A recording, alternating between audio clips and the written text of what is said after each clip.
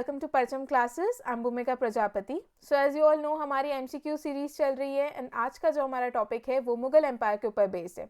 सो इस particular lecture में हम लोग Mughal empire and specially Babur और हुमायूं से रिलेटेड जितने भी इंपॉर्टेंट क्वेश्चंस बनते हैं उन्हें डिस्कस करेंगे एंड जितने भी पॉसिबल क्वेश्चंस इस लेक्चर से बन सकते हैं उन सभी को आज के लेक्चर में आप लोग देखने वाले हैं। सो मेक श्योर लेक्चर को एंड तक जरूर देखें। Clear? So without wasting any time हमारा आज का लेक्चर स्टार्ट करते हैं। सो देखिए हमारा फर्स्ट क्वेश्चन जो है ऑब्वियसली एक इजी क्वेश्चन से स्टार्ट करेंगे। वो ये है कि मुगल एम्पायर के फाउंडर कौन थे। ठीक है, मुगल साम्राज्य के संस्थापक कौन थे। तो हमने लास्ट वाले जो एमसीक्यू सीरीज थी उसमें भी हमने देखा था कि किस तरीके से एक बैटल हुआ था, that is battle of Panipat in 1526, जो कि हुआ था बाबर और इब्राहिम लोदी के बीच में, राइट जिसके अंदर बाबर ने इब्राहिम लोदी को डिफीट करा और यहीं पर दिल्ली सल्तनत का रूल खत्म हो जाता है एंड मुगल एम्पायर की जो है नींव रखी किसने? बाबर ने। क्लियर? तो कौन हो गया फाउंडर मुगल एम्पायर के? तो फाउंडर हो गए बाबर। तो क्वेश्चन नंबर 1 का करेक्ट आंसर क्या हो जाएगा? बाबर। ठीक है, और कब हुआ था? तो फर्स्ट बैटल ऑफ पानीपत 1526, जिसमें बाबर ने किसको डिफीट करा था? इब्राहिम लोदी को। क्लियर? तो ये हो गया हमारा question number 1। Next question that is question number 2, right. ये एक अच्छा क्वेश्चन है। इसमें ये पूछा गया है that Babur came to India originally from. ठीक है, बाबर जो है वो मूल रूप में भारत कहाँ से आए थे? सो ये आए थे फरगाना से, राइट ये उज़्बेकिस्तान में एक जगह है जहाँ पर ये रूल कर रहे थे। सो बेसिकली ना बाबर सिर्फ 12 साल के थे जब उनके फादर की डेथ हो जाती है, तो उन्हें जो है थ्रोन पर बैठना पड़ता है, उन्हें वहाँ पे रूल करना पड़ता है। बट एज हमने जैसे कि तुर्के चहलगानी पढ़ा था ना जिसमें 40 नोबल्स थे, राइट सिमिलरली उज़्बेकिस्तान में फरगाना जो है वहाँ पर कुछ नोबल्स का ग्रुप बना हुआ था एंड वो नोबल्स जो है बाबर के हर डिसीजन को क्या करते थे? अपोज करते थे, जिस कारण से जल्द ही बाबर को थ्रोन पर से हटा दिया गया था उज़्बेक्स ने। ठीक है, तो यहाँ पर बाबर को कहीं ना कहीं पता था कि हिंदुस्तान नाम की एक जगह है और एक अच्छी अपॉर्चुनिटी है वहाँ पर जाके रूल करने की। तभी बाबर ने काबुल जो है उसे सीज करा था 1504 में और उसके बाद जो है उन्होंने भारत की तरफ आगे बढ़ना शुरू करा। ठीक है, स्लोली स्लोली फ्रॉम 1517 ऑनवर्ड्स उन्होंने उनके डिसाइसिव मूव लेना शुरू कर दिए इंडिया की तरफ। क्लियर? सो ये याद रखना बाबर के बारे में। थे कहाँ से? तो फरगाना से थे जो कि उज़्बेकिस्तान में है। उज़्बेक्स जो थे उन्होंने उनको डिफीट कर दिया था, उनसे उनकी थ्रोन छीन ली थी। तभी जो है बाबर ने डिसाइड करा था कि वो हिंदुस्तान की तरफ आगे बढ़ेंगे। क्लियर? तो ये एक अच्छा क्वेश्चन है, काफ़ी बार पूछा भी गया है। तो वो कहाँ से थे? तो वो थे फरगाना से। तो करेक्ट आंसर क्या हो जाएगा? फरगाना। ठीक है, next question that is question number 3। Question number 3 says Mughal leader Babur originally invaded northern India. ठीक है, बाबर ने नदर्न इंडिया जो है उसे इन्वेड क्यों करा था, उसका रीजन क्या था, यहाँ पर ये पूछा गया है, राइट तो उसका रीजन ये था कि देखिए हम जानते हैं कि सेंट्रल एशिया में जब वो रूल कर रहे थे, दैट इज फरगाना में उज़्बेकिस्तान में जब वो रूल कर रहे थे, तो उन्हें लोग वहाँ पर रूल नहीं करने दे रहे थे। काफ़ी ज़्यादा रेजिस्टेंस, काफ़ी ज़्यादा अपोजिशन जो है उन्हें उज़्बेक्स जो है प्लस उनके जो नोबल्स थे वहाँ से फेस करने पड़े। ठीक है, जिस कारण से ही डिसाइडेड कि वो यहाँ पर नहीं रहेंगे, उनको थ्रोन पर से भी बेसिकली हटा दिया गया था। उसके बाद ही डिसाइडेड कि वो हिंदुस्तान की तरफ आगे बढ़ेंगे। तो पहले उन्होंने काबुल को ऑक्यूपाई करा था, देन स्लोली 1517 के बाद वो भारत की तरफ जो है स्लोली स्लोली आगे बढ़ने लगे। ठीक है, और उसी में उनका एक बैटल होता है 1526 में, जो किसके साथ हुआ? इब्राहिम लोदी एंड बाबर के बीच में हुआ था, जिसमें उन्होंने इब्राहिम लोदी को डिफीट करा एंड मुगल एम्पायर की नींव रखी भारत में। क्लियर? तो हम देखें to create a Shiite Muslim state, तो नहीं, फर्स्ट स्टेटमेंट गलत है। सेकंड स्टेटमेंट देखें तो because he was enable to achieve his ambitious goal in central Asia, right यही तो एक सबसे बड़ा रीजन था कि सेंट्रल एशिया में जो उनके गोल्स थे वो उसे अचीव नहीं कर पाए थे। That's why he led it to invade northern India. ठीक है, दूसरे ऑप्शन भी देख लेते हैं। क्या साउथ ईस्ट एशिया से ट्रेड रूट से रिलेटेड कोई प्रॉब्लम थी? नहीं, ऐसा कुछ भी नहीं था। तो इससे क्लियरली पता चलता है कि ऑप्शन बी इसका क्या है? करेक्ट आंसर है।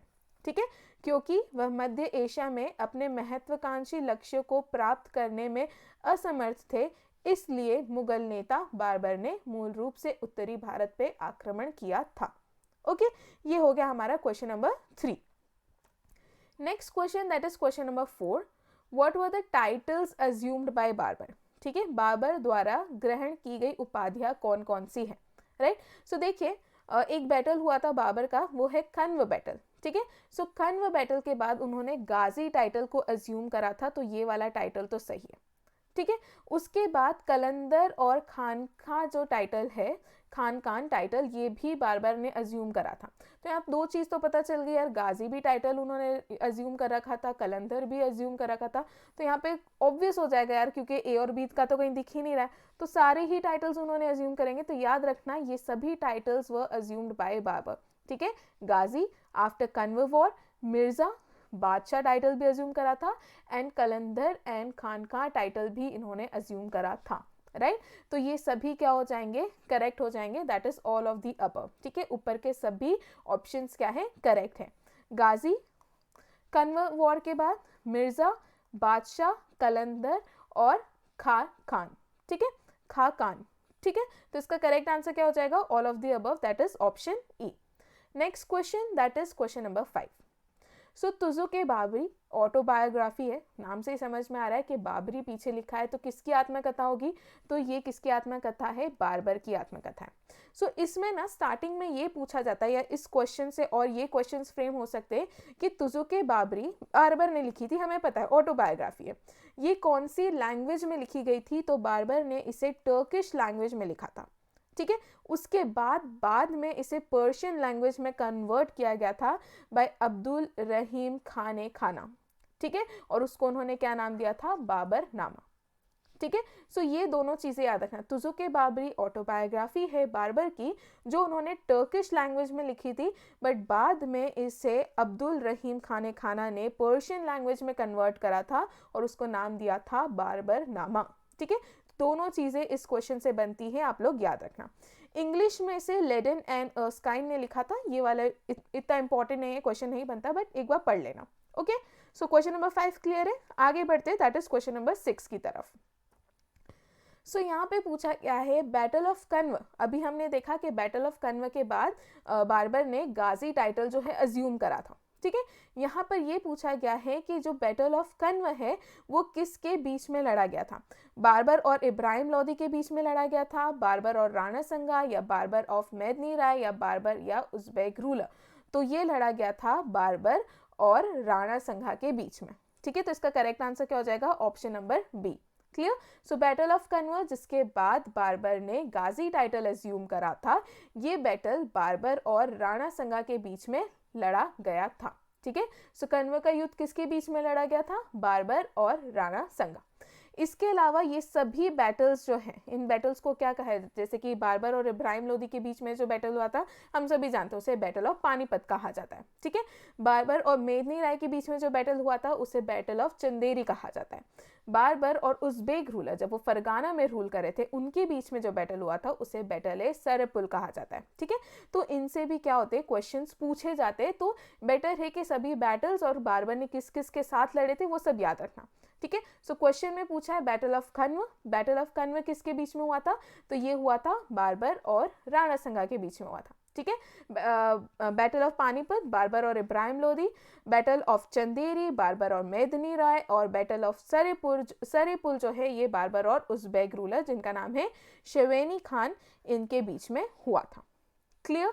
इतनी सारी चीज़ें आप लोगों को बाबर के बारे में याद रखनी है, हो सके तो बाद में आप इनके ईयर्स भी देख लेना, क्योंकि क्वेश्चंस कहीं से भी फ्रेम हो सकते हैं, राइट। आगे बढ़ते हैं, दैट इज क्वेश्चन नंबर 7। यहाँ पे पूछा गया है इन विच बैटल, राइट, वो कौन सा बैटल था जिसमें Tulughma warfare was first use by Babur, ठीक है। बाबर ने किस युद्ध में तुलगुमा युद्ध जो है उसका सर्वप्रथम यूज करा था।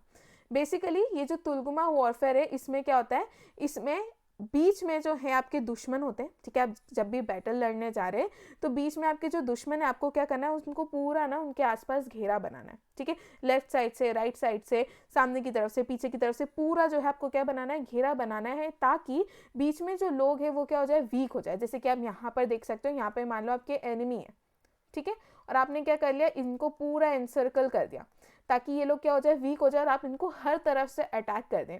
सो ये थी तुलगुमा वॉरफेयर, ठीक है, जो कि बाबर उज़्बेक रूलर से सीख कर आए थे, और उन्होंने पहली बार भारत में बैटल ऑफ पानीपत में इसे क्या करा था, यूज करा था, ठीक है। तो यहाँ पे ये पूछा गया कि इस वॉरफेयर को पहली बार कौन से युद्ध में यूज किया गया था, तो उसे यूज किया गया था बैटल ऑफ पानीपत में।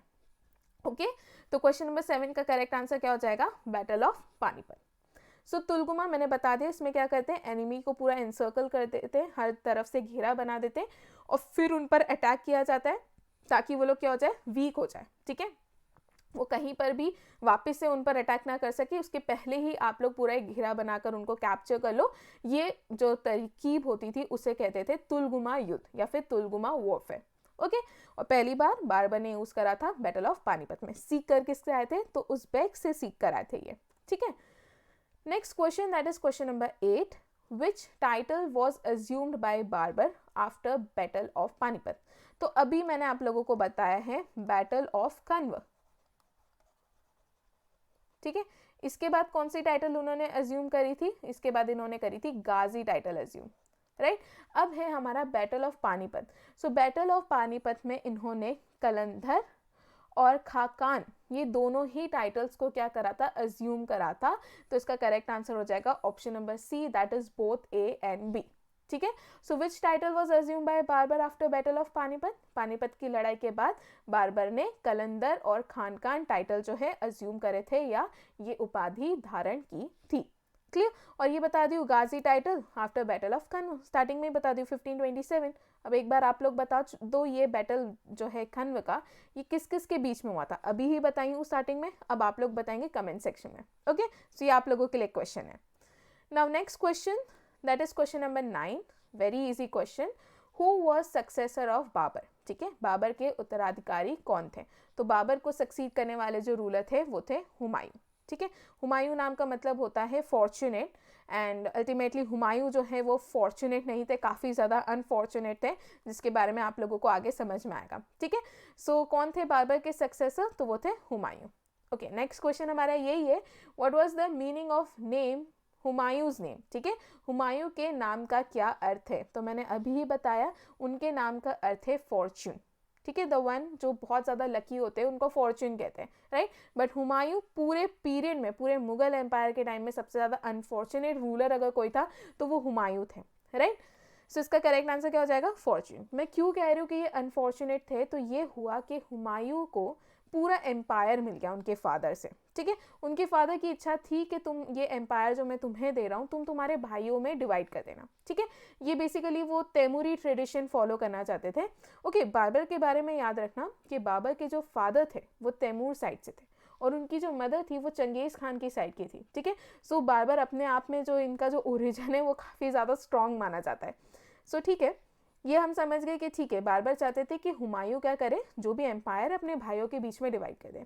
हुमायूं ने उसके फादर की बात सुनी और उन्होंने क्या करा, उनको जो भी दिया गया था, जो भी एम्पायर मिला था, अपने भाइयों के बीच में डिवाइड कर दिया। सो नाउ ठीक है, उसने कर दिया, उसने उसके फादर की बात भी सुन ली और सारी चीज़ें कर ली। अब उस पर अटैक होने लगे, शेरशाह सूरी जो थे वो उन पर अटैक करने लगे। ठीक है, उस दौरान हुमायूं ने अपने भाइयों से मदद मांगी कि ये शेरशाह सूरी मुझ पर अटैक कर रहा है तो तुम लोग एटलीस्ट प्रोटेक्शन प्रोवाइड कर दो। तो उस समय उनको प्रोटेक्शन नहीं मिली और वो बैटल हार जाते हैं और उन्हें 15 साल के लिए वो एग्जाइल होना पड़ता है उनको अपनी ही जगह से। So after 15 years of exile, जब वो अपनी जगह छोड़ के भागे और 15 साल के बाद उन्होंने फिर से डिसाइड करा कि वो अपनी टेरिटरी को रीगेन करेंगे, अपने मुगल एम्पायर को फिर से इस्टेब्लिश करेंगे। इस दौरान ये जो 15 साल का टाइम पीरियड था, ठीक है, जब हुमायूं को वहाँ से भगा दिया गया था या ही वॉज इन एग्जाइल, उस टाइम पीरियड में मुगल एम्पायर की जगह सूर डायनेस्टी जो है इस्टेब्लिश थी। सो अब यहाँ पर हुमायूं ने बैटल ऑफ सरहिंद करके उन्होंने सूर डायनेस्टी के रूलर को डिफीट करा एंड फाइनली 1555 में उन्होंने रीगेन कर ली अपनी सारी जो भी उनकी टेरिटरीज थी उसको रीगेन कर लिया, फिर से मुगल एम्पायर एस्टैब्लिश करा। But right after 1 year in 1556 right उनकी डेथ हो जाती है। और डेथ भी कैसे हुई, स्टेयरकेस पे से गिर गए, राइट। बहुत सिंपल उनकी डेथ हुई, बट वो मर गए, सिर्फ स्टेयरकेस पे से गिरे थे और उनकी डेथ हो गई, राइट। तो इस तरीके से इतना परेशान होने के बाद 1555 में सब कुछ रीगेन कर लेने के बाद वो 1 साल तक भी रूल नहीं कर पाए, ठीक है, और उनकी डेथ हो जाती है। सो ये स्टोरी है हुमायूं की, इसलिए जिनके नाम का मतलब भले ही फॉर्चून है बट काफ़ी ज़्यादा अनफॉर्चुनेट रूलर रहे हैं मुगल एम्पायर के। ओके, सो ये थोड़ी सी स्टोरी थी जो मैंने आप लोगों को बता दी। आगे बढ़ते हैं, दैट इज क्वेश्चन नंबर 11 की तरफ। Humayun, he divided his inheritance according to the will of his father. His brothers were given each province, ठीक है, वो कौन से भाई थे और किसको कौन सा प्रोविंस दिया गया था, यहाँ पर ये पूछा गया है, ठीक है। हुमायूं ने अपने पिता की इच्छा के अनुसार अपनी विरासत का बंटवारा किया। बेसिकली ये तैमूरी ट्रेडिशन को फॉलो करके ये डिसीजन लिया था। उसके भाइयों को एक एक प्रांत दिया गया था। तो इसमें यहाँ पर करेक्ट ऑप्शन जो है वो चूज करना है, ठीक है। क्या कामरान को कांधार, काबुल और पंजाब रीजन दिया गया था? तो ये सही है। कामरान जो कि इनके भाई थे, हुमायूं का एक भाई था, उनको कांधार, काबुल और पंजाब रीजन दिया गया था।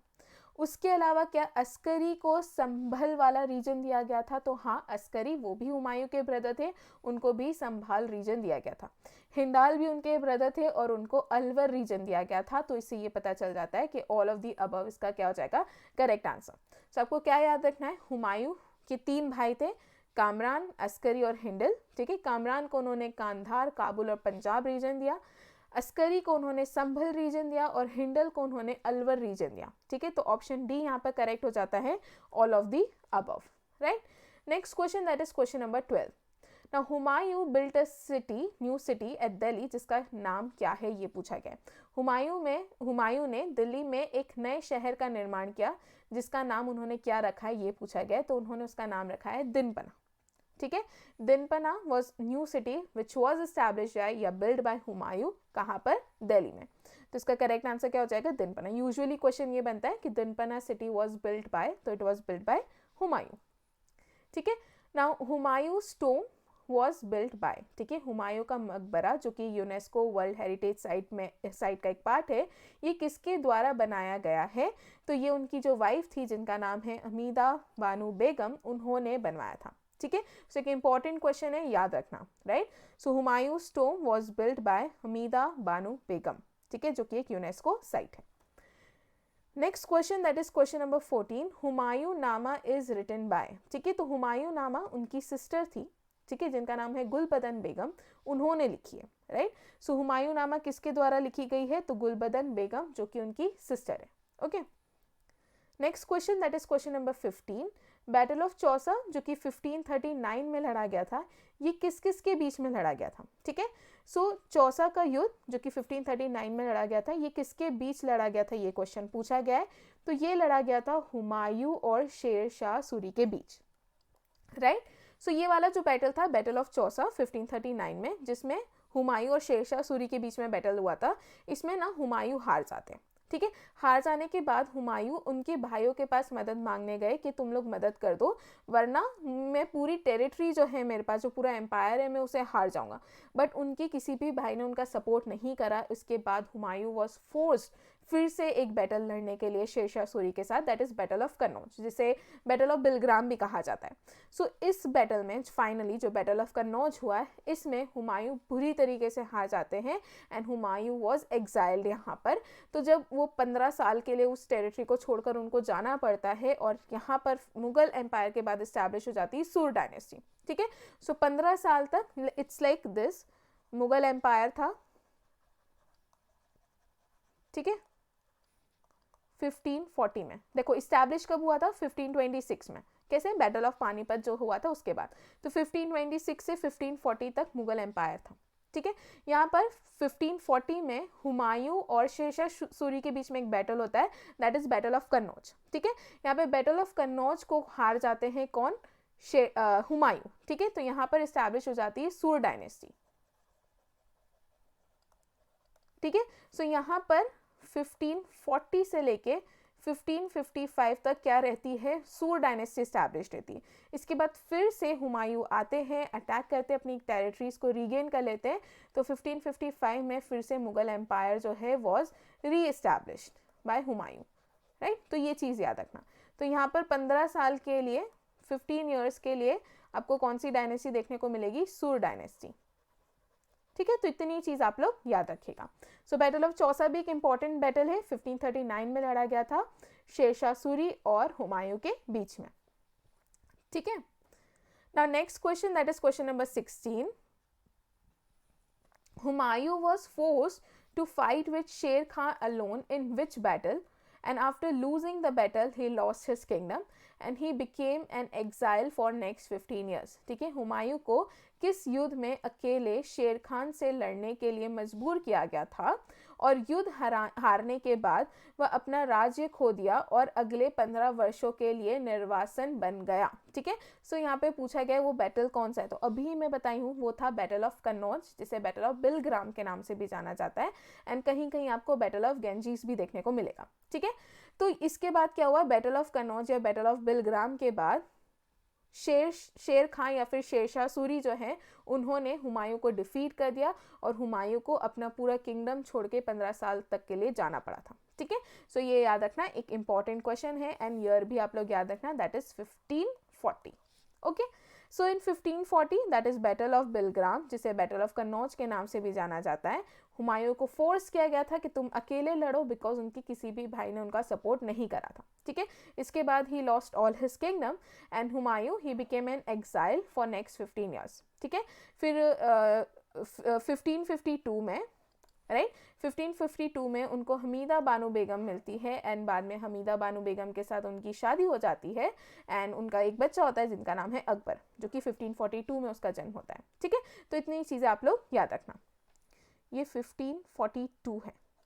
ओके, सो इसका करेक्ट आंसर क्या हो जाएगा, बैटल ऑफ कन्नौज या Bilgram. Next question, that is question number 17, which ruler died in 1556 due to his fall from staircase of his library। ठीक है, किस शासक की मृत्यु 1556 में अपने पुस्तकालय की सीढ़ी से गिरने के कारण हुई है। तो अभी मैंने आप लोगों को बताया कि हुमायूं बहुत ज़्यादा अनफॉर्चुनेट था, जिनकी 1556 में स्टेयरकेस से गिरने के कारण, उन्हीं की लाइब्रेरी थी जो कि दिनपना सिटी में उन्होंने बनवाई थी, वहीं से गिरने के कारण, स्टेयरकेस से गिरने के कारण हुमायूं की क्या हो जाती है, डेथ हो जाती है। ठीक है, सो 1555 में बैटल ऑफ सरहिंद जो है उसके थ्रू उन्होंने पूरा मुगल एम्पायर को रीइस्टैब्लिश करा था, एंड 1556 में उनकी डेथ हो जाती है। ठीक है, बैटल ऑफ सरहिंद याद रखना इंपॉर्टेंट है। Next question, that is question number 18। अब देखिए, क्योंकि 15 साल के लिए बीच में सुर डायनेस्टी आई थी, ठीक है, तो थोड़ी बहुत सुर डायनेस्टी के भी क्वेश्चंस देख लेते हैं हम लोग। ओके, सो यहाँ पे क्वेश्चन पूछा गया है कि सुर डायनेस्टी वाज एस्टैब्लिश्ड बाय, ठीक है, सुर वंश की स्थापना किसके द्वारा की गई थी, तो इसकी स्थापना की थी शेरशाह ने, राइट। शेरशाह, रिमेंबर जो बैटल हुआ था, ठीक है, बैटल ऑफ कन्नौज, जो कि शेरशाह सूरी और हुमायूं के बीच में हुआ था, तब शेरशाह सूरी 67 ईयर्स के थे, ठीक है, देन टू उन्होंने हुमायूं को उस बैटल में डिफीट कर दिया था। सो इसका करेक्ट आंसर हो जाएगा शेरशाह सूरी। शेरशाह सूरी ने सुर डायनेस्टी स्टैब्लिश करी थी जब वो 67 ईयर्स के थे 1540 में, आफ्टर बैटल ऑफ कन्नौज, जिसे बैटल ऑफ बिलग्राम भी कहा जाता है, ठीक है।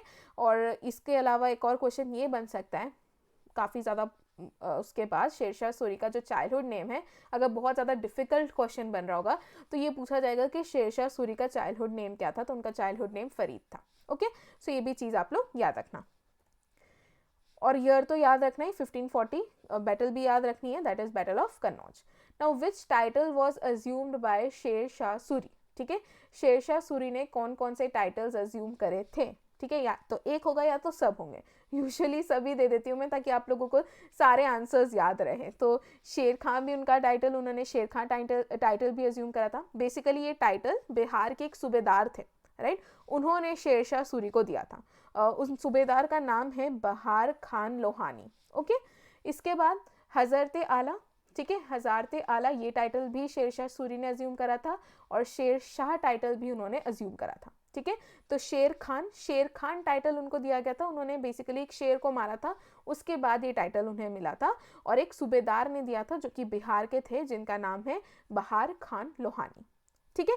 और शेर शाह टाइटल जो है उन्होंने बैटल ऑफ चौसा के बाद अज्यूम करा था। ओके, सो शेर खान भी था, हजरते आला भी था, और शेर शाह, ये सभी टाइटल्स जो है वह अज्यूम बाय शेर शाह सूरी।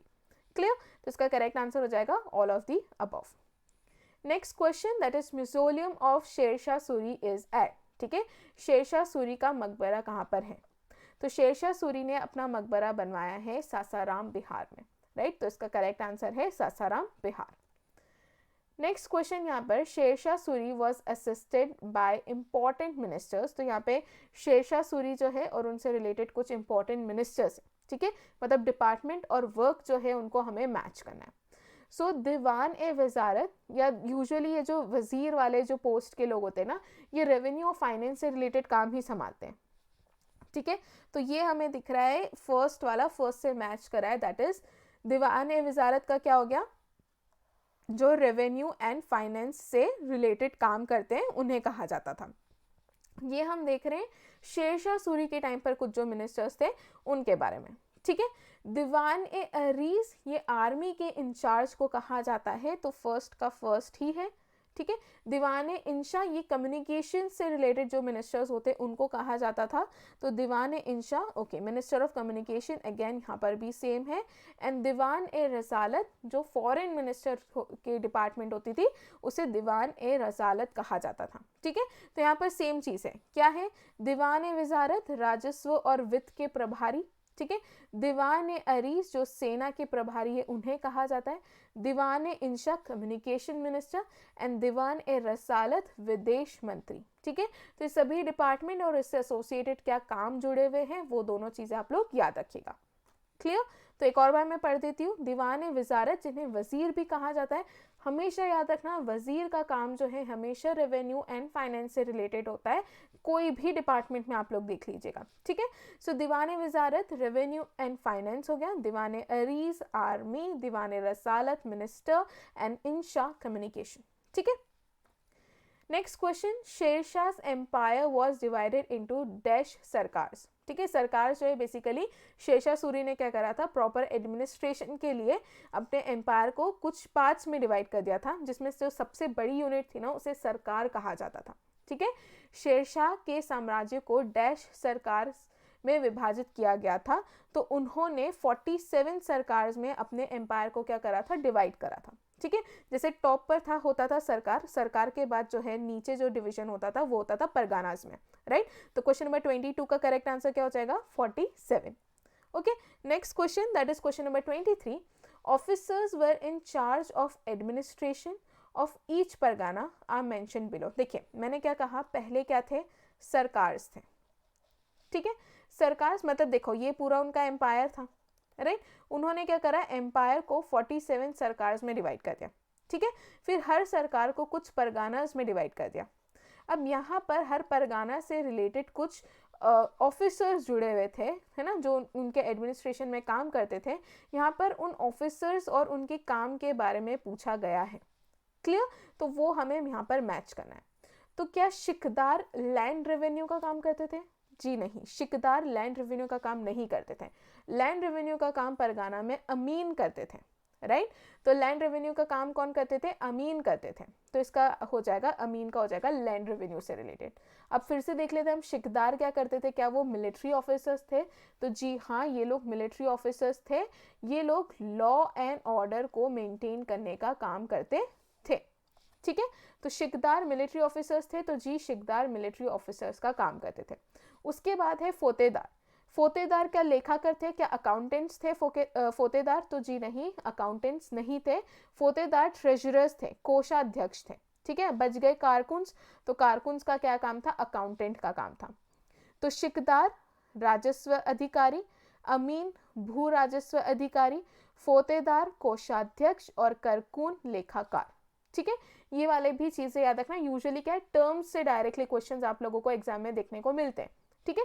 तो इसलिए इस तरीके के क्वेश्चंस एग्जाम में आपको दिख सकते हैं, तो be prepared, right. Next question that is question number 24, Malik Mohammad Jayasi, ठीक है, was the patron of Sher Shah reign, which book is written by Malik Mohammad Jayasi. तो आई गेस ये आंसर तो सभी को पता होगा। सो मलिक मोहम्मद जायसी जो कि शेरशाह के शासनकाल के संरक्षक थे, इन्होंने कौन सी पुस्तक लिखी है, ठीक है। मलिक मोहम्मद जायसी ने पद्मावत बुक लिखी है और हम सभी इससे फेमिलियर है। तो क्वेश्चन नंबर 24 का करेक्ट आंसर हो जाएगा A. Next question that is question number 25, after which battle Humayun regained his power, ठीक है। किस युद्ध के बाद हुमायूं ने अपनी शक्ति पुनः प्राप्त कर ली थी। तो मैंने आप लोगों को स्टार्टिंग में बताया था इंपॉर्टेंट बैटल है, याद रखना 1555 की बात है, and to be exact 22 June 1555 battle of Sirhind हुआ था। और ये बैटल ऑफ सरहिंद किस किस के बीच में हुआ था, ये बैटल ऑफ सरहिंद हुआ था हुमायूं एंड सिकंदर शाह सूरी के बीच में, जिसमें हुमायूं ने सिकंदर शाह सूरी को डिफीट कर दिया and finally Humayun, he re-established Mughal Empire after 15 years. Right इतनी चीज़ें जो है याद रखना. उसके बाद 1556 में हुमायूं की डेथ हो जाती है स्टेयरकेस पे से गिरने के कारण. क्लियर. तो करेक्ट आंसर क्या हो जाएगा इसका? Battle of Sirhind. राइट. अब बता दो बैटल ऑफ बिलग्राम जो है कौन से ईयर में हुआ था. कमेंट सेक्शन में आप लोगों को बताना है कौन से ईयर में हुआ था एंड किसके बीच में हुआ था. ठीक है. इतनी चीज़ें आप लोगों को कहाँ बताना है? कमेंट सेक्शन में. ठीक है. सो यहाँ पर हो गया हमारा क्वेश्चन नंबर 25 एंड इसकी जो डिटेल्स थी वो भी मैंने आप लोगों को बता दिए. So correct answer battle of Sirhind 1555. तो यहाँ पर ख़त्म होते हैं हमारे बाबर और हुमायूं से रिलेटेड जो भी पॉसिबल क्वेश्चंस बन सकते थे वो सब हमने डिस्कस कर लिए. अब आ जाता है हमारा क्वेश्चन ऑफ द डे. तो क्वेश्चन ऑफ द डे में पूछा गया है Babar was descendant of Timur through his father, Genghis Khan या फिर Changez Khan through his mother, both A and B या नन ऑफ दीज. तो आंसर मैं इस लेक्चर में ऑलरेडी दे चुकी हूँ. अगर आप लोग ने लेक्चर ढंग से सुना होगा तो ये आप लोगों को ज़रूर पता होगा. सो यहाँ पर होता है हमारा आज का लेक्चर खत्म. मिलते हैं हम लोग नेक्स्ट लेक्चर में. Thank you so much.